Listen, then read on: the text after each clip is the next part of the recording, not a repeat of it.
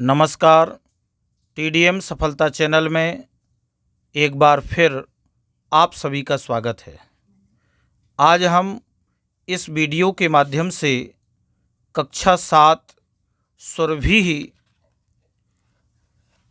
जो कि द्वितीयो भागः सप्तम वर्गाय संस्कृत पाठ्य पुस्तकम 7वीं वर्ग की संस्कृत पाठ्य पुस्तक में हम प्रथम चैप्टर चत्वारि धामानि जिसकी विधा संवाद थी के पाठ का हम अनुवाद कर चुके थे और आज हम इस प्रथम पाठ के अभ्यास का हम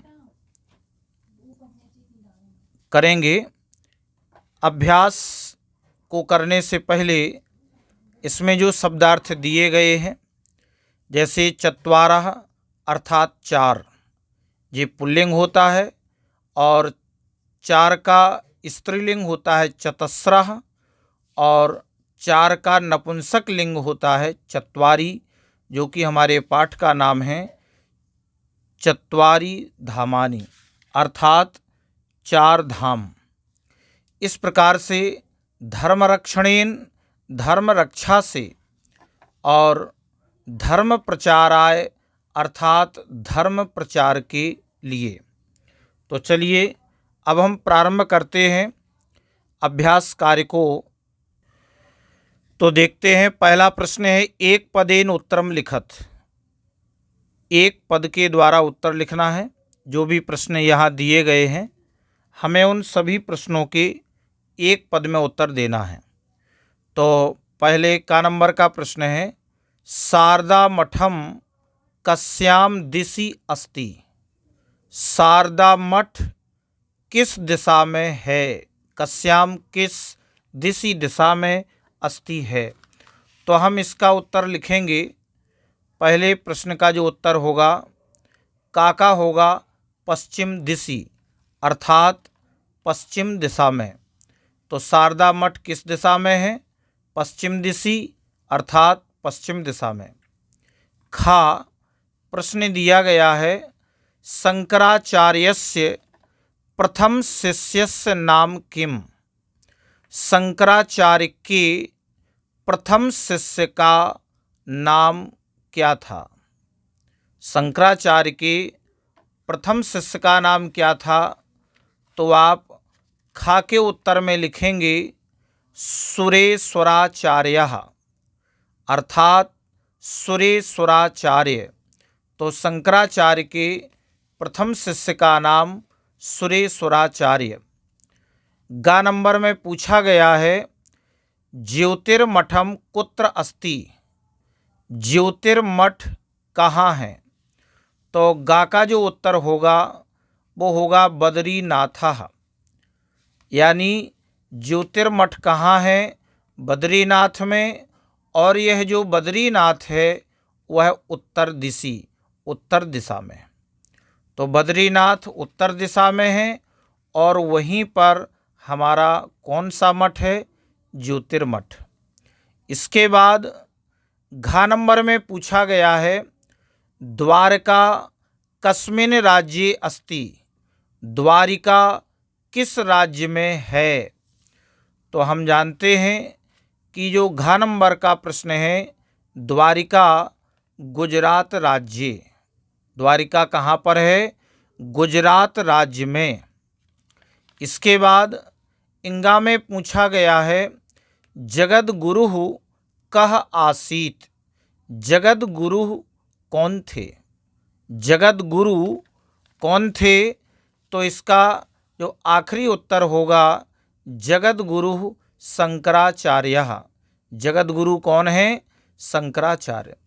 तो इस तरह से यहाँ पर आप सभी 5 प्रश्नों के उत्तर एक पद में जो दिए गए हैं, तो विद्यार्थी पहले प्रश्न के एक पद के जो उत्तर देना है उन 5 प्रश्नों के उत्तर आप इस प्रकार से कॉपी में लिखेंगे। इसके बाद अब आगे देखते हैं दूसरा प्रश्न एक वाक्येन उत्तरम लिखत। एक वाक्य में उत्तर लिखो। तो पहले का नंबर का प्रश्न है, शंकराचार्येण स्थापितानां मठानां नामानि कानि।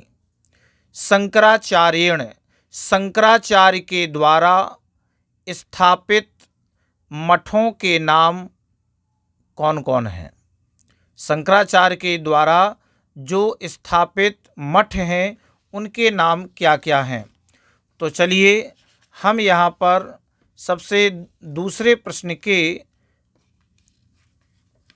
का नंबर का उत्तर देखते हैं। शंकराचार्येण स्थापितानां मठानां नामानि सन्ति, यानी शंकराचार्य के द्वारा स्थापित मठों के नाम हैं। तो क्या क्या हैं? सबसे पहले श्रृंगेरी मठम, श्रृंगेरी मठ, गोवर्धन मठम, गोवर्धन मठ, शारदा मठम, शारदा मठ, और ज्योतिर्मठम, ज्योतिर्मठ। इस तरह से हमने का उत्तर दिया। खा में पूछ रहा है, कह कस्य एकतायाः मूलाधारः, कौन किसकी एकता का मूलाधार है।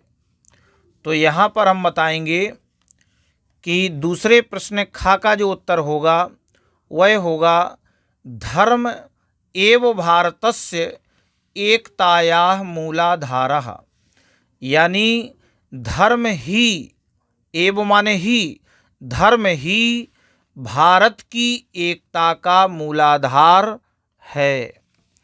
इस तरह से खा का उत्तर लिखेंगे। गा में पूछा गया है, मठानि किमर्थम स्थापितानि, मठ किस लिए स्थापित किए गए, मठ किस लिए स्थापित किए गए। तो तीसरे प्रश्न का आप उत्तर देंगे, धर्म रक्षणार्थम वेदांत तत्वानां प्रचारार्थम च मठानि स्थापितानि। तो आप इसको कहेंगे कि धर्म रक्षणार्थम, धर्म की रक्षा के लिए, और वेदांत तत्वानाम, वेदांत तत्वों के प्रचार के लिए मठ स्थापित किए गए। इस प्रकार से अब हम घा प्रश्न देखते हैं। शंकराचार्यस्य चत्वारः शिष्याः के, शंकराचार्य के 4 शिष्य कौन कौन हैं। तो इसका आप उत्तर लिखेंगे, शंकराचार्यस्य चत्वारः शिष्याः, शंकराचार्य के 4 शिष्य, सुरेश्वराचार्यः, सुरेश्वराचार्य, हस्तामलकः, हस्तामलक, त्रोटकाचार्यः, त्रोटकाचार्य, और पद्मपादः, पद्मपाद आसन थे। इस प्रकार से हम घा का उत्तर देंगे। इसके बाद इंगा में पूछा गया है कि भारतम कथम संरक्षितम भवति, भारत कथम, भारत को कैसे सुरक्षित बनाया जा सकता है, भारत कैसे सुरक्षित होता है।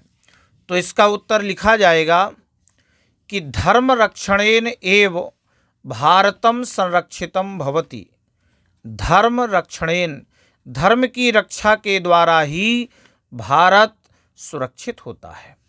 तो धर्म रक्षणेन एव भारतम संरक्षितम भवति। तो इस प्रकार से दूसरे प्रश्न के हमने 5 प्रश्नों के उत्तर इस प्रकार से आप कॉपी में लिखेंगे। अब आगे तीसरा प्रश्न देखते हैं। तीसरे प्रश्न में कहा गया है, उचितम मेलयत, उचित मिलान करना है। तो यहाँ पर हमें आ और बा दिए गए हैं। इसमें 5 शब्द दिए गए हैं, दक्षिण दिशि, पश्चिम दिशि, बद्रीनाथे, उड़ीसा राज्य, जगत गुरु।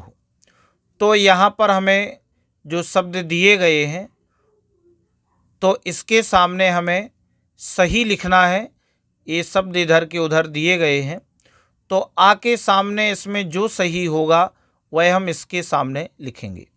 तो आप इस पूरे का उत्तर जो लिखेंगे वो इस तरह से देंगे। तो आप देखेंगे कि जो तीसरा प्रश्न है, दक्षिण दिशि श्रृंगेरी मठम, पश्चिम दिशि शारदा मठम, बद्रीनाथे ज्योतिर्मठम, उड़ीसा राज्य गोवर्धन मठम और जगद्गुरु शंकराचार्य। तो दक्षिण दिशा में श्रृंगेरी मठ, पश्चिम दिशा में शारदा मठ, बद्रीनाथ में ज्योतिर्मठ और उड़ीसा राज्य में गोवर्धन मठ और जगद्गुरु शंकराचार्य। इस तरह से हम तीसरे प्रश्न का उत्तर लिखेंगे। अब आगे चौथा प्रश्न देखते हैं। कोष्ठक पदानि उपयुज्य रिक्त स्थानानि पूरयत, यानी कोष्ठक में जो हमें पद दिए गए हैं उचित पद से रिक्त स्थान की पूर्ति करना है। तो यहाँ पर हमें शब्द दिए गए हैं, गोवर्धन मठम, भगवत्पादम, धर्मो, मूलाधारः, पद्मपादः। तो सबसे पहले का नंबर में पूछा गया है नमामि शंकरम लोक शंकरम, यानी संसार का लोक का कल्याण करने वाले शंकर को नमस्कार करते हैं। तो यहाँ पर हो जाएगा भगवत पादम, यानी भगवान के पाद पद्मों में लोक का कल्याण करने वाले शंकर को हम नमस्कार करते हैं। इसके बाद खा पूर्व दिशि अस्ति, पूर्व दिशा में है। तो यहाँ पर हमें शब्द दिया गया है गोवर्धन मठम, पूर्व दिशा में गोवर्धन मठ है। इसके बाद गा में लिखा है रक्षति रक्षितः, तो इसमें हो जाएगा धर्मो, धर्म की रक्षा से ही अपनी रक्षा होती है, धर्मो रक्षति रक्षितः। इसके बाद घा में कहा गया है शंकराचार्यस्य चतुर्थः शिष्यः, शंकराचार्य का चौथा शिष्य पद्मपादः, पद्मपाद। इसके बाद इंगा धर्म एव भारतस्य एकतायाः अस्ति, धर्म ही भारत की एकतायाः, एकता का अस्ति है। तो इसमें हो जाएगा मूलाधारः, धर्म ही भारत की एकता का मूलाधार है। इस तरह से हमने इन शब्दों को किया। अब आगे पांचवें प्रश्न में कहा गया है विलोम पदानि लिखत, विलोम पद लिखो। जैसे यहाँ पर हमें कुछ जो है विलोम पद दिए गए हैं। तो सबसे पहले कहा गया है धर्मः, तो धर्म का जो विलोम होगा वह हो जाएगा अधर्मः। इसके बाद प्रसिद्धानि, तो प्रसिद्धानि होता है प्रसिद्ध, और अप्रसिद्धानि जो प्रसिद्ध ना हो। स्मरणम, स्मरणम माने याद करना, और इसके बाद विस्मरणम मतलब भूल जाना। गुरु, गुरु होता है का विलोम शिष्यः, और ज्ञानम, ज्ञानम का हो जाएगा अज्ञानम। तो इस तरह से पांचवें प्रश्न के ये सभी हमने विलोम शब्दों को किया। आगे छठवें प्रश्न में कहा गया है कि प्रथमा बहुवचन रूपाणी लिखत, प्रथमा से हमें बहुवचन रूप लिखना है। तो हमें यहाँ पर अहम, जे आपका प्रथमा विभक्ति का एक वचन है, प्रथमा में दिया गया है, तो इसका जो बहुवचन बनेगा अहम आवाम वयम, तो यहाँ पर बहुवचन होगा वयम। इसके बाद नाम, तो नाम का बहुवचन होगा नामानि, जिस तरह से हो जाएगा। शिष्यः, शिष्यः का हो जाएगा शिष्याः, बहुवचन हो गया। धाम का हो जाएगा धामानि, और मठम का हो जाएगा मठानी। इस तरह से ये आपका अभ्यास कार्य पूरा होता है। और इस वीडियो में बस इतना ही। नेक्स्ट वीडियो में हम इसके अगले अध्याय को प्रारंभ करेंगे और उसका हिंदी अनुवाद करेंगे। इस तरह से अगर आज आपको ये वीडियो अच्छा लगा हो तो इस वीडियो के लिए कमेंट शेयर अवश्य करें। धन्यवाद।